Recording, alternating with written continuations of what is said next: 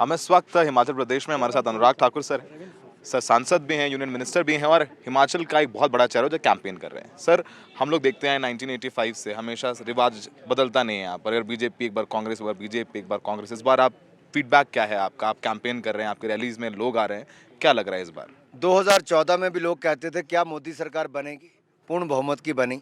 1984 के बाद पहली बार बनी। फिर 2019 में कहते थे कितनी सीटें जीतेंगे, 2014 से ज़्यादा जीतकर 303 सीटें जीत कर आए। और जब जीत कर आए तो धारा 370-35 से सदा सदा के लिए समाप्त की, ट्रिपल तलाक से निजात दिलाया, राम मंदिर का शिलान्यास कराया, सीए जैसा कानून बनाया। और यही नहीं, भारतीय अर्थव्यवस्था को दुनिया के सबसे तेज अर्थव्यवस्था बनाया। और आज इंग्लैंड को पीछे, यूनाइटेड किंगडम को पीछे छोड़कर हमने 5वें नंबर की अर्थव्यवस्था भारत को बनाया है।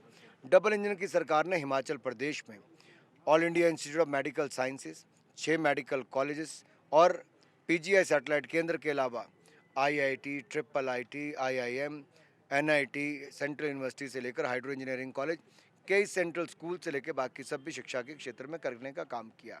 रेलवे नेटवर्क को रिकॉर्ड किया, जो पिछले 70 साल में नहीं, हमने 5 साल में किया है। वंदे भारत एक्सप्रेस को भी चलाने का काम किया है।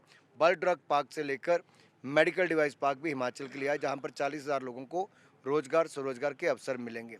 ये सब तब हुआ जब ये 5 साल डबल इंजन की सरकार थी।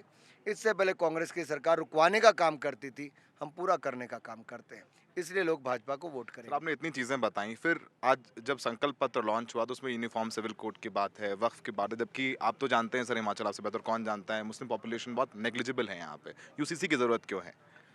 पहली बात ये, हमारी विचारधारा, हमारे सेंटर के भी जो अब आप संकल्प पत्र कभी देखे होंगे, तो उसमें चाहे राम मंदिर का विषय हो या फिर यूनिफॉर्म सिविल कोड का हो या बाकी विषय ट्रिपल तलाक का हो, ये सब उसके साथ रहे।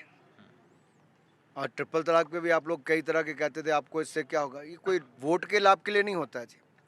हम तो सत्ता में आकर जो देश में जहाँ जहाँ जिन कमियाँ हैं, उन जगह पे जहाँ सुधार की आवश्यकता है वो करते हैं। यूनिफॉर्म सिविल कोड आज की आवश्यकता है, इसलिए हिमाचल में हम उसको लागू करेंगे।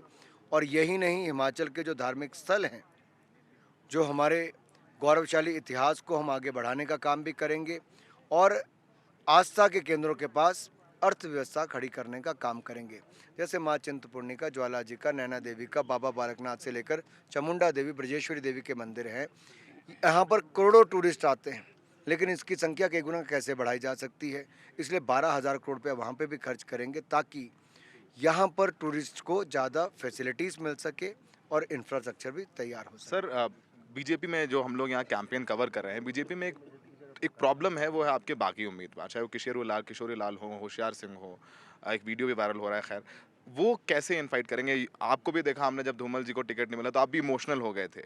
तो वो कितना बड़ा प्रॉब्लम है बीजेपी के लिए यहाँ पर सर? प्रॉब्लम मीडिया का समझने का है जी। मैं धूमल जी को टिकट के लिए ना, इमोशनल, तो समझा रहे थे, कार्यकर्ताओं को समझा रहे थे उन्होंने आप। तो 3 महीने 4 महीने पहले कह दिया था चुनाव नहीं लड़ेंगे।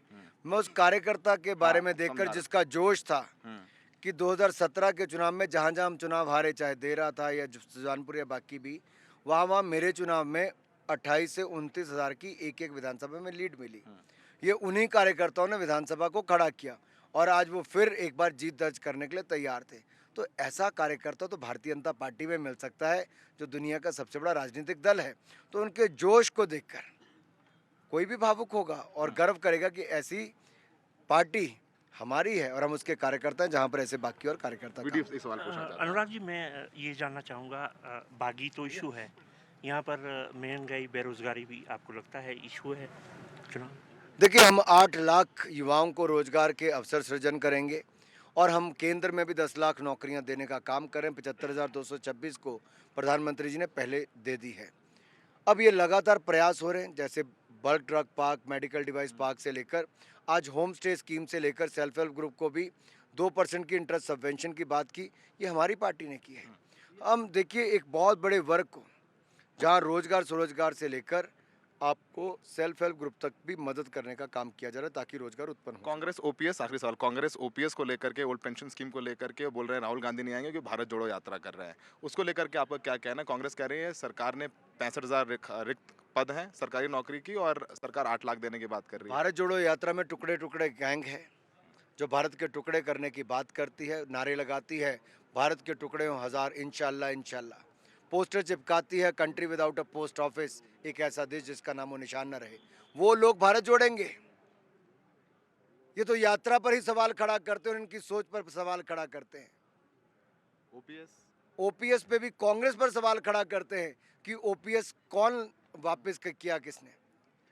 केंद्र और प्रदेश में यहाँ पे कांग्रेस की सरकारें थी, कांग्रेस की सरकार ने ओपीएस खत्म किया, एनपीएस लाए, लेकिन जब हमारी सरकार आई तो हमने एनपीएस में भी 10% से बढ़ाकर उसको 14% करने का काम किया। तो हमने बात की अनुराग ठाकुर से। अनुराग ठाकुर ने ये कहा कि सरकार उनकी वापस बन जाएगी, ओल्ड पेंशन स्कीम कांग्रेस ने हटाई। इसके अलावा जब उनकी जो भावुक होने वाली बात थी, वो जो भावुक हो गए थे प्रचार के दौरान, उन्होंने कहा कि धूमल साहब पहले से नहीं लड़ना चाहते थे, लेकिन वो कार्यकर्ताओं को समझाने के लिए भावुक हो गए थे। फिलहाल एक बहुत बड़ा चुनाव है, यहाँ भी खेमेबाजी है। जेपी नड्डा का खेमा, अनुराग ठाकुर धूमल जी का खेमा, इसके अलावा जयराम ठाकुर का अपना खेमा। फिलहाल सबसे बड़ी प्रॉब्लम जो है वो बीजेपी के लिए बागी उम्मीदवार है। वैसे बीजेपी कॉन्फिडेंट है कि यूसीसी की बात करी, वक्फ की बात करी और 8 लाख सरकारी नौकरियों की बात की, उसके जरिए उनके नैया पार लगेगी। लेकिन जड़ी बूटी से प्रधानमंत्री मोदी का चेहरा है। सहयोगी अशोक महाले के साथ हिमाचल से सौरभ शुक्ला, NDTV इंडिया।